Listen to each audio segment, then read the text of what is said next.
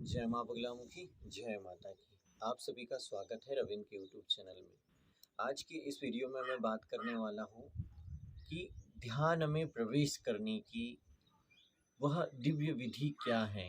ध्यान में प्रवेश करने की वह गुप्त विधि क्या है, किस प्रकार से हम ध्यान में प्रवेश कर सकते हैं। ध्यान का अर्थ यही है कि किसी चीज़ में डूब जाना। जैसे कि आप ध्यान करते हो कि आपको नौकरी पर जाना है, आपको समय का ध्यान होता है कि कितने बजे आपको आपकी ड्यूटी पर जाना है, कितने बजे छुट्टी होने वाली वहाँ से आना है। इसी प्रकार से जब आप आपके जीवन में आ रही समस्याओं के लिए, जीवन में चल रहे हैं दुख काल को समाप्त करने के लिए जब आप सोचोगे कि मुझे ईश्वरीय चिंतन करना चाहिए, मुझे ईश्वरीय प्रार्थना करना चाहिए, मुझे मेरे भीतर ही छिपी दिव्य शक्तियों को जगाने के लिए प्रयास करना चाहिए, तो बिल्कुल ही आप ध्यान के लिए भी समय निकालोगे। ध्यान तो आप वैसे भी करते रहते हो, लेकिन जब पूजा स्थली पे हम जब बैठते हैं, एकाग्रचित होते हैं, एकाग्रचित होने के बाद हमारा जो मानसिक शरीर है और यह जो भौतिक शरीर जो घूमते रहता है, यह जो हमारा जो शरीर है, भौतिक शरीर है, मानसिक शरीर जो छोटा सूक्ष्म शरीर जो हमेशा हजारों विचारों में खोया रहता है, हजारों जगह पलायन करते रहता है, वह शरीर भी पूजा के स्थान पर जब बैठते हैं तो हम उसे भी एक जगह स्थिर करने के लिए हम विचार करते हैं, सोचते हैं। और यही ध्यान में प्रवेश करने की प्रथम सीढ़ी होती है कि हम हमारे देवी स्थान पर बैठते हैं, हमारे ईश्वर के बारे में सोचते हैं, देवी देवताओं का स्नान करते हैं, गुरु परंपरा से पूजा आराधना करने का प्रयास करते हैं। लेकिन यह करने के बाद जब हमें कुछ फल नहीं मिल पाता है, तो ध्यान से, ईश्वर से हमारा विश्वास उठने लगता है कि हम प्रतिदिन 10 मिनट भगवान का जाप करते हैं, हम प्रतिदिन भगवान का 10 मिनट का सुमरन करते हैं, भगवान की 10 मिनट की स्तुति करते हैं, हनुमान चालीसा का पाठ करते हैं, भैरव चालीसा का पाठ करते हैं, शिव जी के मंत्र का स्मरण करते हैं। इसके बाद भी हमारे जीवन में क्यों परिवर्तन नहीं हो पा रहा है? क्योंकि ध्यान में प्रवेश करने के लिए आपको ध्यान की क्लास में, ध्यान की कक्षा में आपको प्रवेश करना होगा। और वह प्रवेश उसी प्रकार होता है जिस प्रकार से एक विद्यार्थी, जिस प्रकार से एक छोटा बच्चा पहले अपनी माँ से सीखता है कि पानी को क्या कहते हैं, जी पिताजी कौन है, ये भाई कौन है, ये रिश्ते नाते क्या हैं। वह छोटा बच्चा जैसे जैसी माँ बताती रहती है वैसा सीखते रहता है।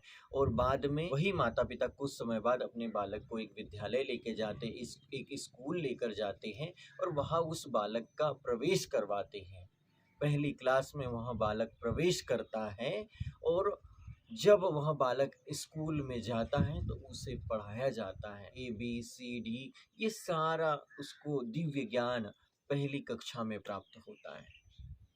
और जब वह पहली कक्षा में जाता है, पहली से 5वीं तक पढ़ता है, उसके बाद उसे बोलना आता है, फिर वो आगे की पढ़ाई 8वीं, फिर 12वीं, फिर कॉलेज आगे की पढ़ाई वह करता है।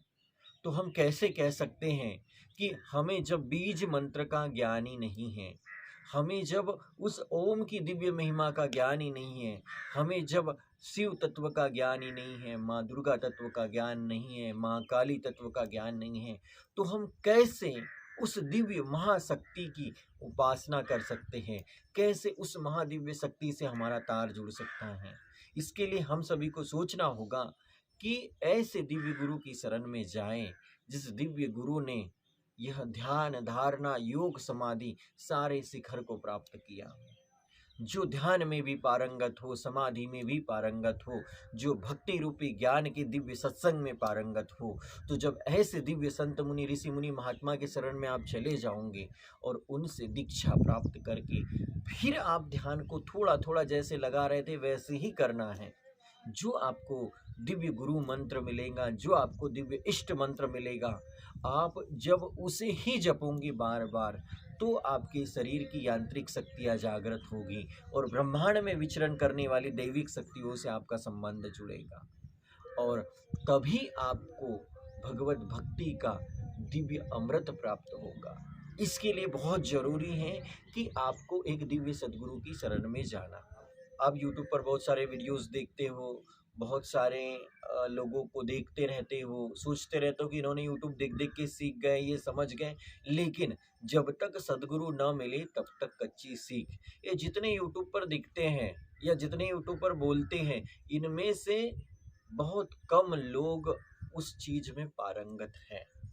गुरु बिन भवनिधि तरय न कोई, बिरंजी शंकर सम होई। गुरु के बिना वह ध्यान में लंबा विश्वास भी नहीं रह पाएगा। गुरु के बिना इष्ट के प्रति उतनी अपार श्रद्धा भी नहीं रह पाएंगी। यह स्वार्थी श्रद्धा होती है। जब हमें दुख आता है तो हम ईश्वर को पूजते हैं, जब हमें दुख आता है तो हम ईश्वर का चिंतन मनन करते हैं, और जैसे ही दुख समाप्त हो जाता है तो हम ईश्वर को भूल जाते हैं। इसीलिए अगर आप प्रतिदिन ओम का जाप कर रहे हो, मेडिटेशन कर रहे हो, ईश्वर भक्ति कर रहे हो, भजन कीर्तन कर रहे हो, तो उस दिव्य, उस परम तत्वदर्शी सर्वज्ञ गुरु की भी खोज करिए, जो आपको यह दिव्य खजाना दे सके। उन सद्गुरु महाराज के पास दिव्य खजाने का भंडार है।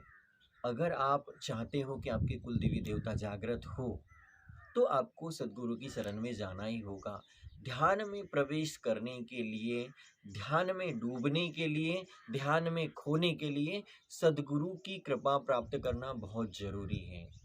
वह तो उस प्रकार ही हो गया जिस प्रकार से एक बालक के आंखों पे काली पट्टी बांध दी जाए और उसे बीच खेत में खड़ा कर दिया जाए और उसे कहे कि आप उस गांव चले जाइए।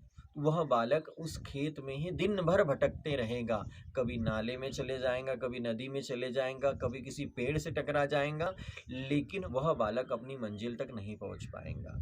इसीलिए अगर आप ध्यान में प्रवेश करना चाहते हो, ओम का स्मरण कर रहे हो, अ उ म, इसकी भी सिद्धि तभी आपको प्राप्त होगी जब आप एक दिव्य सद्गुरु की शरण में जाओगे। तो आप सभी से मेरा निवेदन है, आप सभी से मेरा अनुरोध है कि आप एक ऐसे गुरु की खोज कर रहे हो, जो गुरु इस ईश्वर की दिव्य महिमा के अपार भंडार है, जिन्हें ईश्वर की अनन्य कृपा प्राप्त हुई।